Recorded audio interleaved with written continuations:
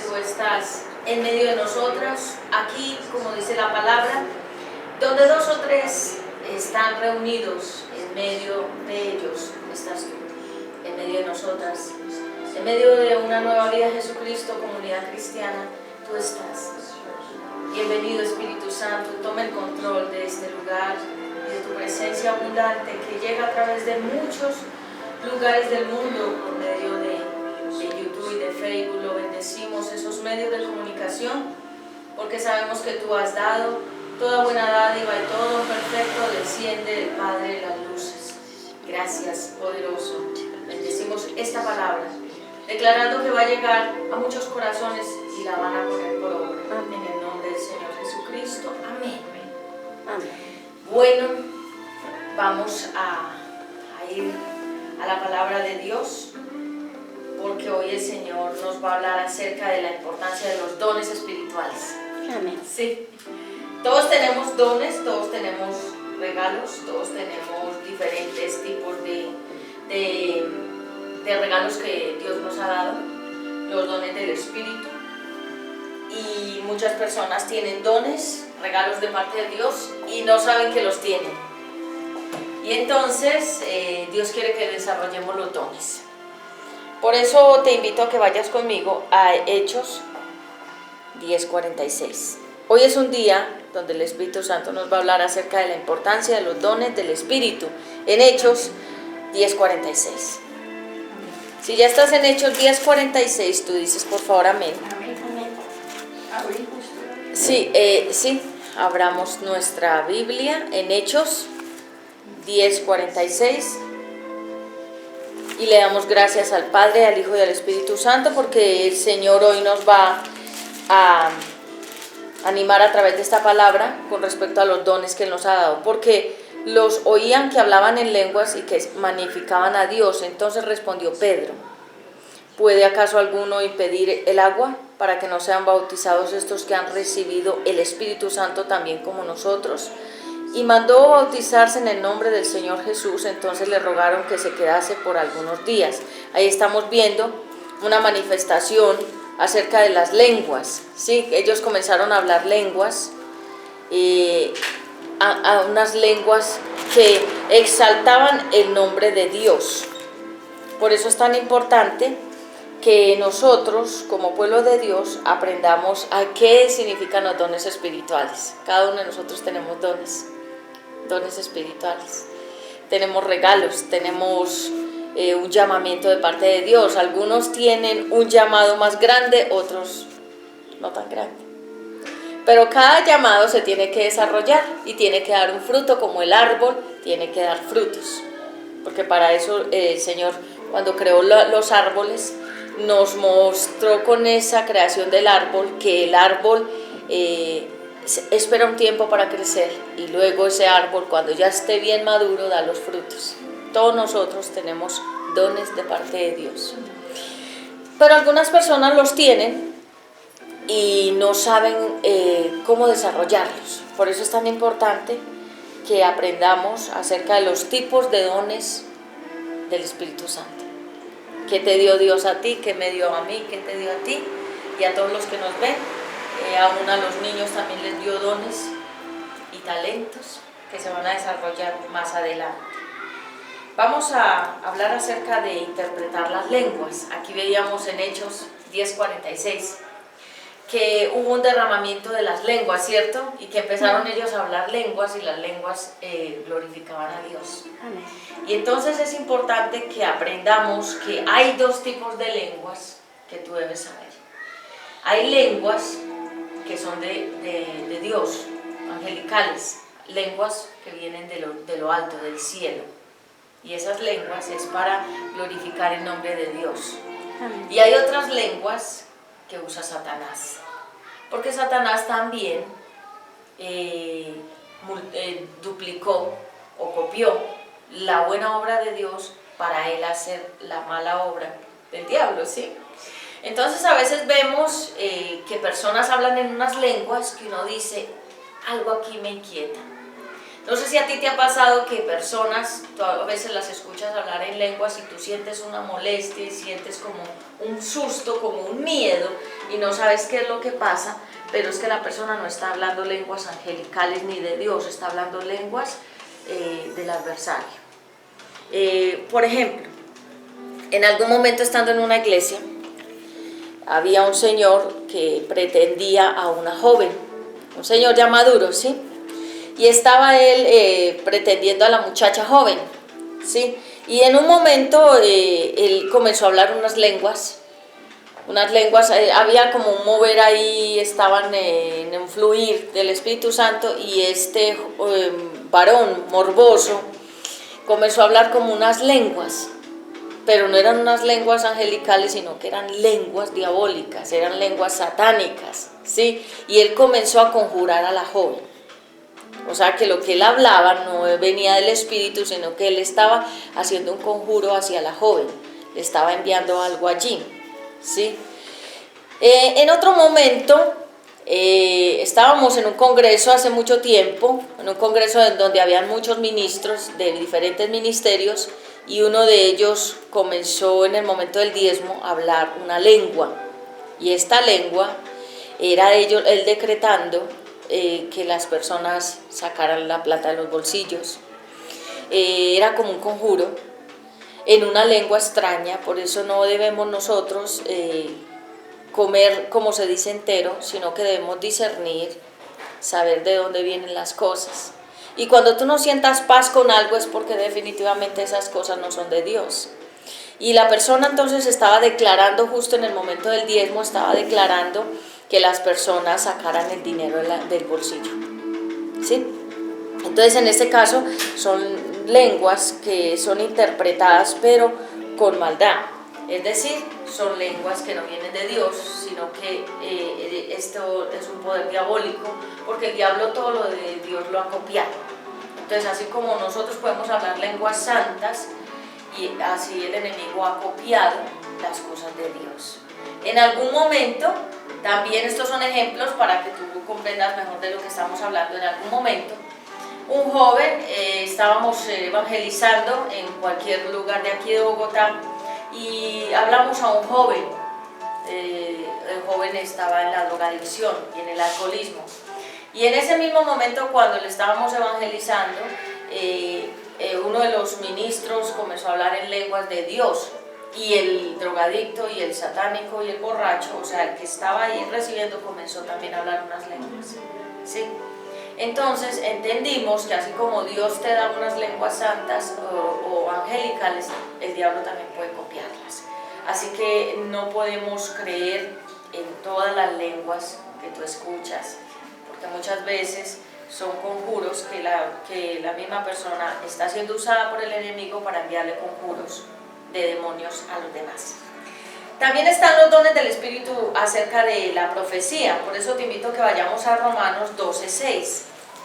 Hoy estamos hablando acerca de, esta es una conferencia acerca de los dones del Espíritu. Romanos 12:6.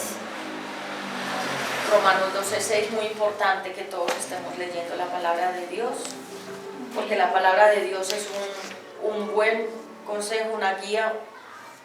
De manera que teniendo diferentes dones, según la gracia que nos es dada, si el de profecía úsese conforme a la medida de la fe, o si de servicio en servir, y el que enseña en la enseñanza. Veamos el de la profecía.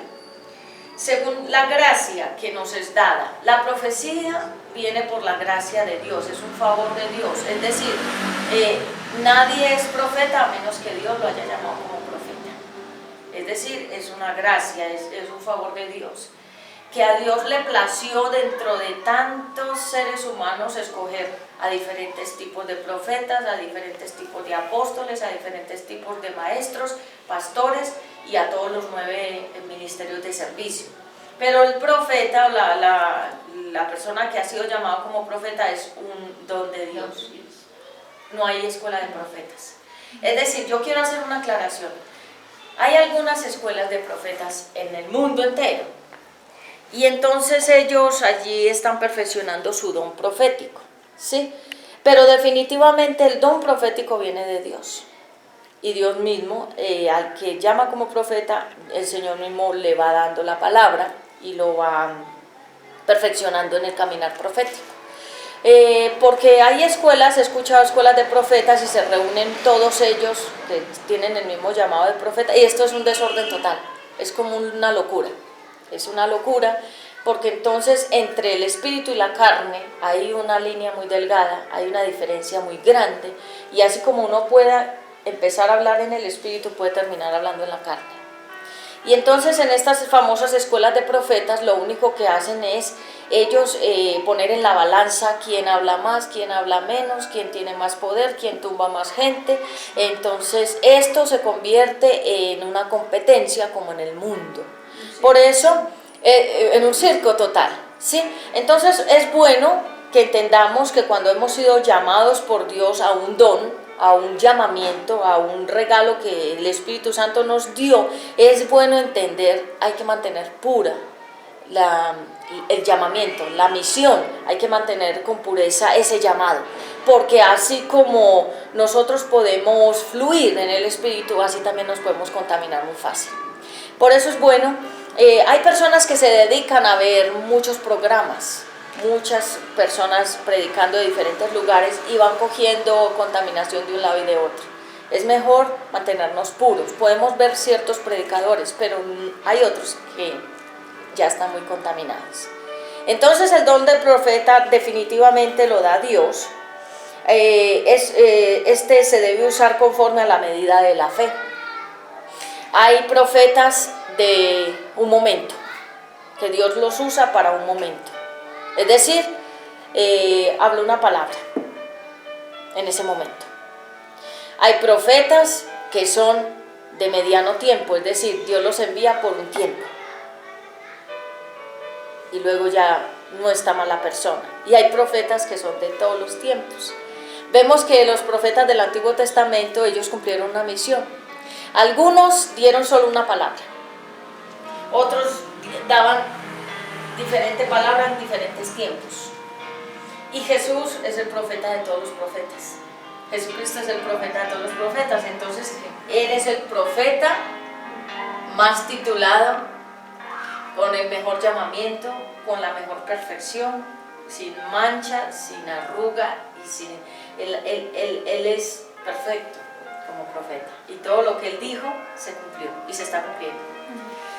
Pero definitivamente este don profético hay que saberlo usar, porque algunos, cuando saben que llega un profeta a un lugar, algunos quieren solamente ir no para adorar a Dios, porque van a exaltar el nombre del Señor o porque definitivamente quieren reunirse, sino que van es porque necesitan saber una palabra de parte de Dios profética, es decir, utilizar al profeta. Y el profeta no habla su propia palabra, el profeta tiene que esperar la palabra de Dios. Porque ocurre que en algunos lugares donde hay un ministerio profético, la gente va solamente para utilizar al profeta. Entonces, cuando la persona tiene una dificultad, va a la casa del profeta, como la tsunamita, ¿cierto? Ella tenía una dificultad. Ella quería que el profeta la visitara. Ella quería albergarlo, alojarlo en su casa, la tsunamita, ¿sí? Ella quería algo del profeta, ella quería algo que Dios le hablara a través de ese profeta. Ella estaba esperando algo, por eso ella buscaba con insistencia que él se hospedara en la casa de ella. Había un interés de escuchar al profeta, ¿sí? En algunas ocasiones, cuando hay un profeta en alguna iglesia, la gente cuando se ve que no sabe cómo decidir una situación o que no sabe qué camino elegir, va a la iglesia solamente a buscar un beneficio, a buscar algo de parte de ese profeta. Después, cuando lo recibe, ya no vuelve. Otras veces, esto lo digo para los que tienen un llamamiento profético, algunas veces personas se te acercan, pero es con el interés de saber una palabra de Dios. Algunas ocasiones las personas quieren sacarte una palabra que no es de Dios y quieren decirte que le dice Dios, que le muestra a Dios, y Dios no te dice ni te muestra nada, pero la persona insiste en que le digas que dice Dios, y a veces ponen al profeta a decir lo que Dios no está diciendo. En algunas ocasiones, esto es un testimonio de la vida real, una mujer llegó a la iglesia y ella necesitaba saber, estaba conviviendo con un hombre, ¿sí? Y ella, el joven, la había abandonado, y ella sabía que en el ministerio nuestro estaba el llamamiento mío como profeta, y ella fue solamente a buscar una palabra. Y en algún momento el Señor le habló que ese joven no era para ella, porque ella era mayor que él en edad. Y no era una pareja que realmente estuviera respaldando, pero ella quería insistir en esa relación. Entonces se le dio la palabra y después volvió. ¿Qué le decía el Señor? A ver si Dios había cambiado de opinión. Como quien dice, me dijo la primera vez que no, pero voy a ver si a los 2 meses ya cambió. ¿Qué le dice el Señor? Que lo mismo. Después volvió una tercera vez. Pero ¿qué le dice el Señor? ¿Va a volver? ¿No va a volver? Esto. Entonces comenzó a utilizar el ministerio profético como si fuera una casa de brujerías, donde se le habla adivinación a la gente. Y en algún momento desagradó tanto el corazón del Padre Celestial y mi propio corazón, que fue confrontada y fue exhortada y fue invitada a que no utilizara a los profetas como adivinos. Ya cuando ella se iba a ir enojada porque Dios no le dijo lo que ella quería, que el hombre, ella quería que le dijera que iba a volver, que él era para ella y que todo iba a estar bien, pero el Señor no decía eso. Se fue enojada y al final, ya cuando se iba a ir a la puerta, dijo: ¿y cuándo es la próxima sección? O sea, ella estaba creyendo que los momentos de reunirnos eran secciones de brujería. ¿Sí? Entonces hay que tener cuidado cuando Dios le habla al profeta. El profeta espera una orden de parte de Dios para soltar esa palabra. El profeta no puede hablar lo que la gente quiere escuchar. El profeta tiene que hablar lo que Dios dice que debe decir ese profeta. No importa si lo persiguen, no importa si lo destruyen con palabras, lo importante es que el profeta tiene que cumplir la misión. Así como Jesucristo fue el profeta que cumplió la misión, le gustará a la gente o no. Entonces ese es un llamamiento. También está el llamamiento de servir. Ahí mismo en Romanos 12:7 dice: o si de servicio es servir, o el que enseña en la enseñanza. El servicio, si fuiste llamado a un ministerio de servicio, sirve. Porque cuando servimos, estamos desarrollando un ministerio. Y servir incluye todo. Incluye recoger el papelito del piso, servir incluye abrir la puerta, servir incluye servir un tinto, servir incluye arreglar o limpiar las cortinas o lavarlas. Ese es un tipo de servicio que se debe hacer en la iglesia. Ese es un servicio general, el servicio para desarrollar este don. Porque a veces pensamos que servir es solamente en el altar, donde a mí me vean. Donde me vean, el público me vea que yo hago esto, que yo llevo aquello, lo visible. Pero el servicio también está en lavar el baño,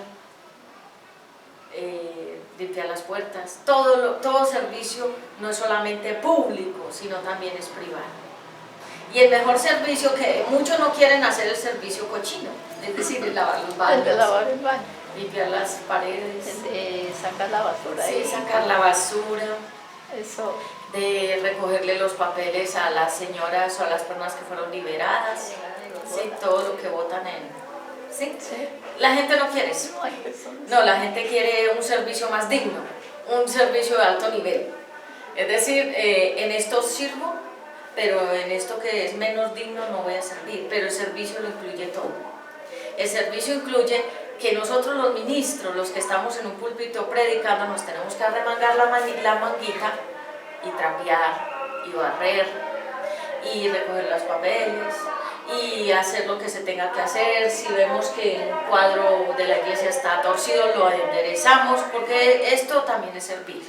Porque a veces los pastores o los ministros piensan que hacer cualquier tipo de oficio que no sea predicar es indigno.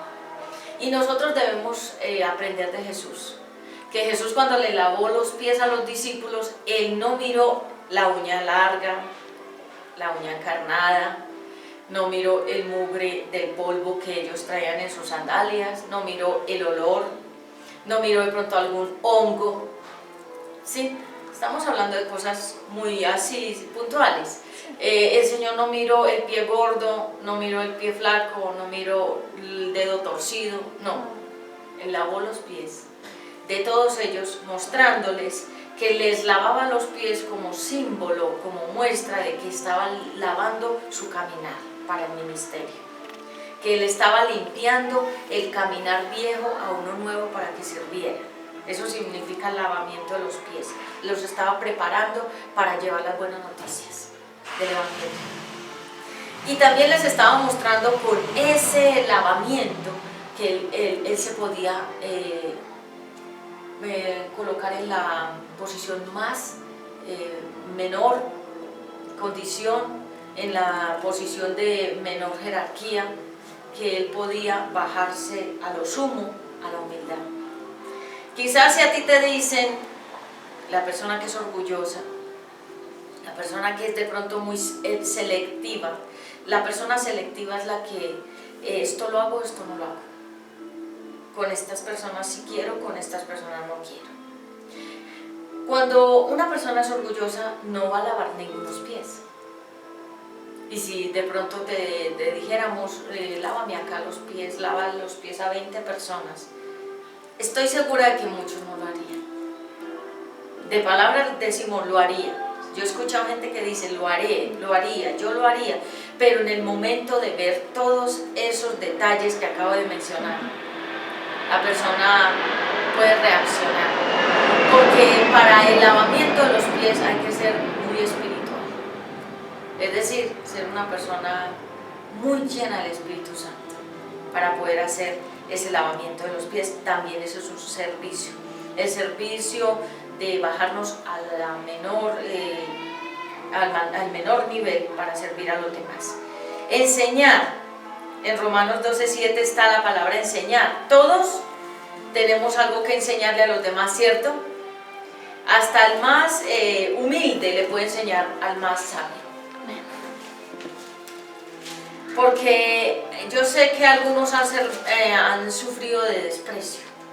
Es decir, cuando personas nos han dicho o te han dicho, usted tan pequeña y tan poca cosa, ¿qué me va a enseñar a mí? Usted que no fue a la universidad y yo fui, ¿qué me va a enseñar a mí?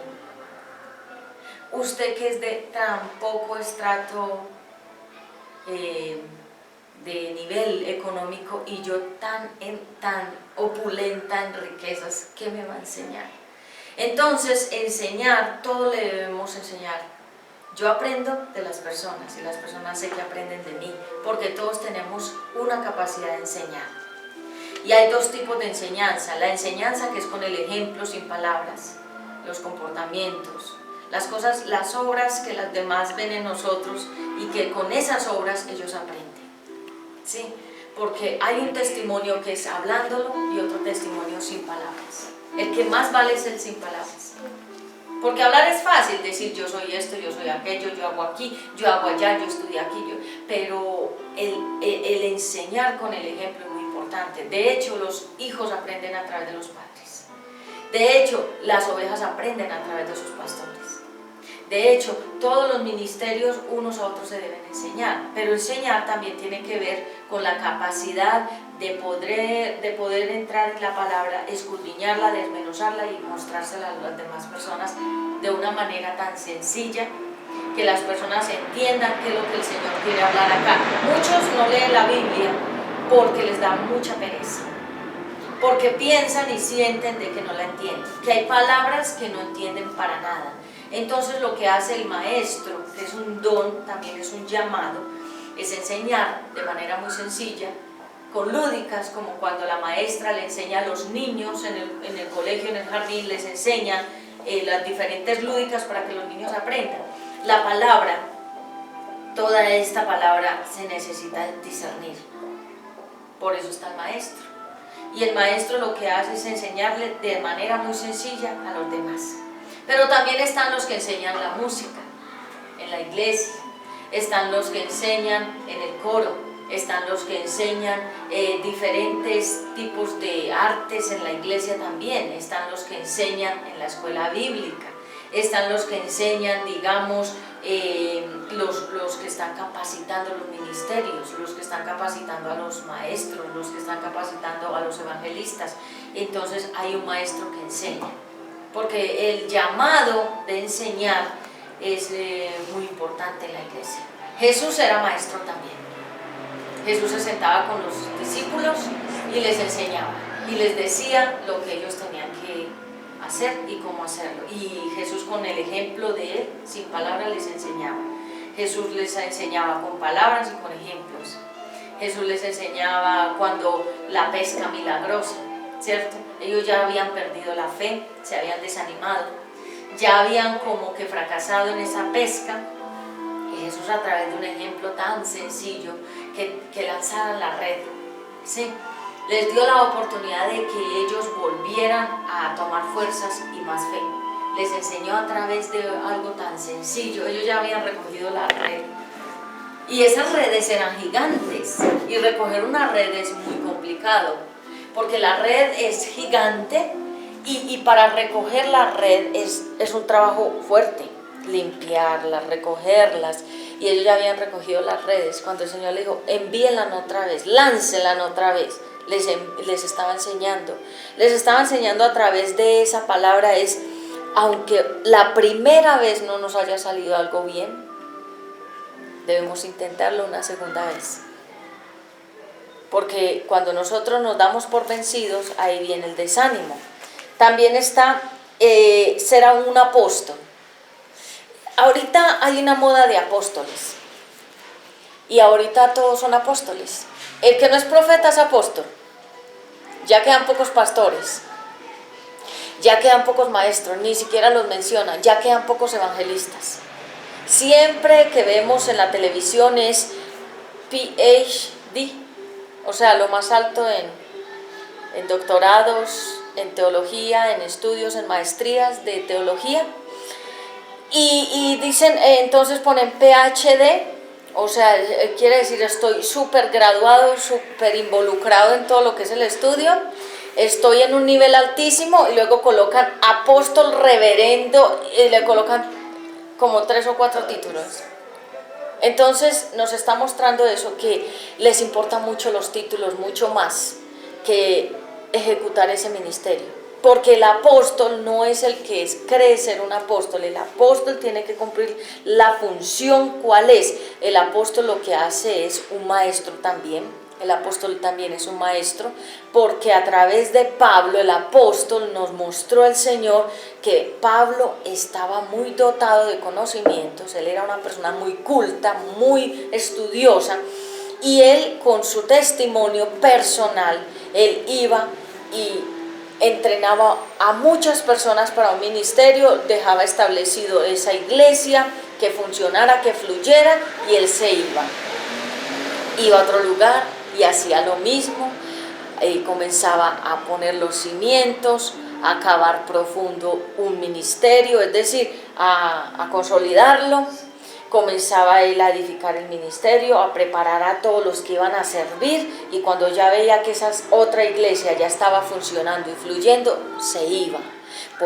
Delegaba funciones en cada una a los que ya preparó de antemano, dejaba a los administrativos, a los pastores, a los evangelistas, a los diferentes ministerios, y en cada una hacía lo mismo. Era un excelente apóstol. Pero el apóstol que nunca ha tenido ninguna otra iglesia, solo tiene una, y es apóstol. Entonces hay que mirar si es apóstol porque lo pusieron, si es apóstol porque en verdad Dios lo llamó, si es apóstol por moda. ¿Por qué se llama apóstol? ¿Sí? Y el apóstol debe tener esa característica, es organizar, formar grupos, iglesias, de ciudad en ciudad, de lugar en lugar, e irlas edificando y hacer muchas obras de esa. ¿Sí? El apóstol es muy importante entonces que desarrolle ese ministerio, pero el apóstol no es un apóstol porque está de moda. El apóstol no es ese famoso apóstol que coge de las iglesias que él formó, le dice, las exprime económicamente. No. El apóstol debe formar cada ministerio, y de cada ministerio debe recibir el diezmo. es decir, el diezmo de cada iglesia, ¿sí?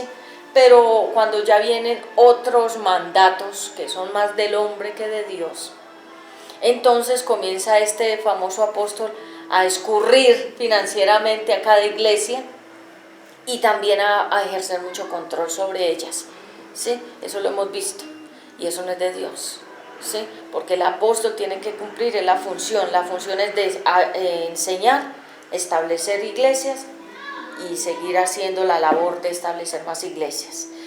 Hay otro don espiritual que es contribuir a otros. ¿Qué es contribuir? Dar.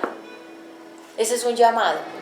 Hay personas en la iglesia que no tienen un llamado ni a predicar, ni a ser maestros, ni a ser pastores, ni a ser profetas, ni a ser evangelistas. Su llamamiento es dar, contribuir, ayudar.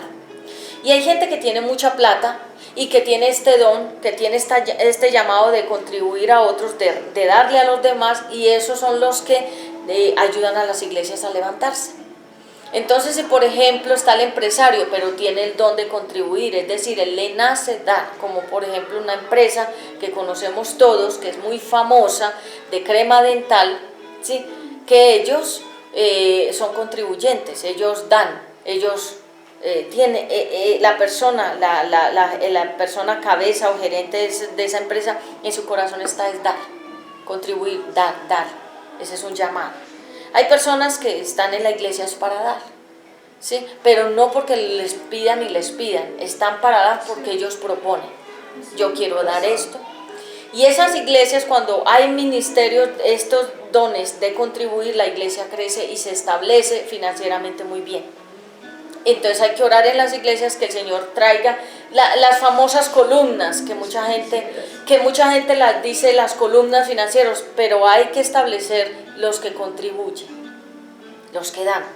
Ese es un llamamiento, dar. En la iglesia, la obra del Señor se necesita mucho dinero. Se necesita dinero para los tratados evangelísticos, se necesita Biblias, se necesita las comunicaciones. Hay iglesias,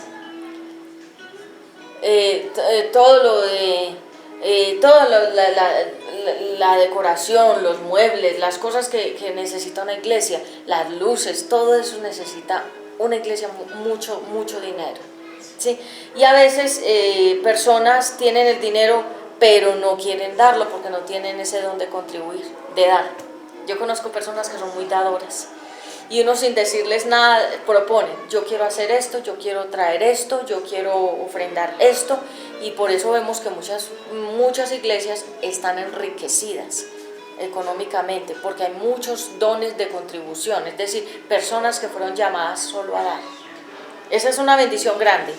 Está también ejercer liderazgo, ¿sí? Ejercer el liderazgo no es mandar a la gente. Ejercer el liderazgo definitivamente son personas que Dios las llamó para dirigir a otras personas. El liderazgo en el mundo es tumbar a este para yo subir encima. El liderazgo del mundo es yo le pongo la trampa a esta persona para yo quedarme con su puesto. El liderazgo del mundo es por ejemplo, hay personas que son muy malos líderes, presidentes que son malos líderes, ¿sí? Compañías que son malos líderes, ¿sí? Personas que son mala influencia, eso se llaman malos líderes. Pero en la iglesia nosotros somos llamados, hay personas que tienen una gran influencia, como cuál, las personas que pueden convocar. Vamos a hacer una cooperativa para la iglesia, para ayudar las ayudas del arriendo. Vamos a ayudar entonces convocan una cooperativa, vamos a hacer un refrigerio y vamos a unir fuerzas para reunir el dinero del arriendo. Esas son personas que tienen influencia, que en el mundo sería liderazgo, ¿sí? O personas que dicen, bueno, la iglesia tiene le faltan sillas, vamos entonces a hacer una convocatoria, vamos a hacer una actividad donde vamos a reunir dinero para las sillas, ¿sí? Todo eso se llama la influencia, que vendría siendo como el liderazgo en el mundo. También está mostrar misericordia. Este es un don, no los vamos a ver todos hoy por el tiempo, pero hoy estamos hablando de los dones del Espíritu Santo y mostrar misericordia es un don. Jesús tenía don de misericordia. Él iba por la calle y veía al ciego, sanaba. Él iba por algún lado, veía al paralítico, lo levantaba. ¿Sí? Él iba a las casas, sanaba a los muertos, los resucitaba, a los enfermos los sanaba. ¿Sí? Le daba el abrazo a la dolida, levantaba a la mujer caída, le daba ánimos al varón, resucitaba a los ministerios que estuvieran muertos. Él tenía un don de misericordia. Pocos tenemos ese don. Nosotros, por ejemplo, vemos mucha gente tirada. Hoy en día la sociedad está muy deteriorada. Hoy en día, más que nunca, hemos visto cómo el ser humano ya está en un nivel como si fueran las ratas en las alcantarillas. ¿Sí? Por ejemplo, todos los desplazados que se fueron, ¿están en dónde? Están en estos, los caños. ¿Y quiénes están en los caños? Las ratas, los perros, las cosas podridas, las aguas podridas, y seres humanos que son muy valiosos, con dones y talentos, están metidos allá. Porque ha venido un deterioro fuerte sobre la humanidad, sobre la creación de Dios. Y el que tiene el don de misericordia va allá, en oración obviamente, en respaldo del Espíritu Santo, se mete a ese lugar y ayuda y evangeliza a muchas almas que se están pudriendo en ese lugar. Ese es un don de misericordia, ir a ayudar. Pero nosotros aquí donde estamos muy cómodos, aquí estamos todo muy bien. El verdadero ministerio está por fuera. El don de la misericordia es tener ese amor, dolerse por aquellos que están dolidos, llorar con el que llora, reír con el que ríe, ayudar al que no tiene. Ese es un don de misericordia. También está el de animar a otros. Yo conozco gente que es experta en levantar a los que están caídos, con una palabra, con un salmo, con una adoración, con una ministración, con una prédica, con algo. Siempre la persona que tiene este don anima a los demás. Todo te va a salir bien, todo va a estar bien. Ese es un don, ¿sí? Ese es un don porque el Señor también nos llama a animar a otros. Tú has venido por ánimo. Bueno, Dios te da el ánimo. ¿Cómo? A través de la palabra. A través de otra persona. A través de un abrazo animamos a los demás. A través de una sonrisa animamos a los demás. También está el de sabiduría. La sabiduría, hay dos tipos de sabiduría, la del mundo y la de Dios. La del mundo es todo lo de conocimientos, todo esto que la gente estudia. Está la sabiduría de, por ejemplo, los que estudian la astronomía, no la astrología, astronomía, todos los astros, el cielo, el universo. No es lo mismo que astrología, que son los astros, el tarot y todas esas cosas de los signos zodiacales, no. Entonces ellos tienen una sabiduría, que es la del conocimiento de aquí de la tierra. Los que tienen sabiduría de, por ejemplo, los matemáticos, los que tienen sabiduría, por ejemplo, los que pueden viajar al espacio, los que están en la NASA. Eso es tremendo, hacer un cohete de estos, una nave que llega hasta el otro lugar, en el segundo cielo. Eso es fuerte, ¿cierto? Eso se llama sabiduría de aquí de la tierra. Sabiduría para hablar, sabiduría para aconsejar, sabiduría para muchas tareas, la mamá que tiene la sabiduría con el hijo. Sí, sabiduría. Entonces está la del conocimiento de aquí de la tierra, de los estudios, y está la sabiduría de Dios. Que la sabiduría de Dios es la mejor, porque la sabiduría de Dios nunca nos hace caer. ¿Cierto? ¿Cuántas veces de pronto hay momentos difíciles en la vida? Todos hemos tenido momentos difíciles. Y en esos momentos difíciles muchas personas han tomado malas decisiones porque les ha faltado sabiduría. Pero personas sabias han tomado las mejores decisiones en sabiduría. Entonces la sabiduría, pedirle mucho a Dios la sabiduría. Dice el Señor en la Escritura, al que le falte sabiduría, pídasela a Dios, que Él se la da a todos en abundancia. Porque Salomón, ¿qué pidió? Salomón pidió sabiduría. Él no pidió riquezas, no pidió más caballos, ni más camellos, no pidió más oro ni más palacios, Él pidió sabiduría, porque con la sabiduría Él podía gobernar bien en su ministerio, Él podía gobernar bien su casa y Él podía gobernar todos los asuntos de Dios.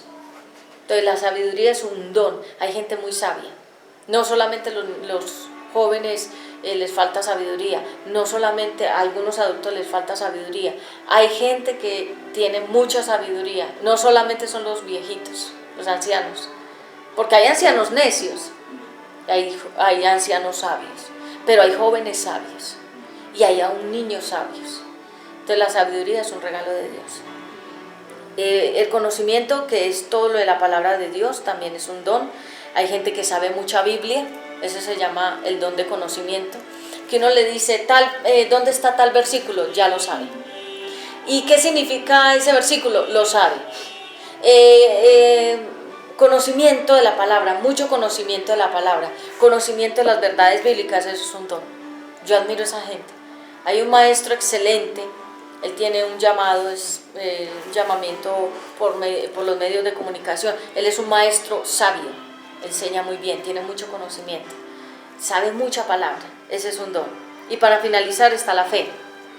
La fe, que es un don, porque hay gente que no tiene fe. Hay gente que todo le queda grande, ¿sí? Cualquier cosa que Dios le promete, no la cree. Cualquier cosa que tiene que hacer, no cree que la pueda hacer. La fe es un don. La fe es creer. La fe es poder ir a otros lugares del mundo sin un solo peso. La fe es poder sanarte sin la ayuda de los médicos. Pero hay que tener cuidado con esto para que la gente que nos escucha no diga, pues ahora yo tengo una enfermedad y entonces ya la fe me va a sanar. No, dos cosas. La fe es creer que Dios te puede sanar, pero Dios puso también los médicos para que nos ayuden. Hay cosas que son de intervención médica, por falta de una vitamina, por malos alimentos que consumimos, por malos movimientos nuestro cuerpo se estropea, la intervención médica. Pero cuando ya son enfermedades como el cáncer, enfermedades incurables, existe la fe, que es la que puede sanar. Entonces, hoy hemos hablado acerca de los dones del Espíritu, esta es la primera parte, luego hablaremos y ampliaremos la segunda parte de este estudio bíblico sobre los dones del Espíritu. Amén.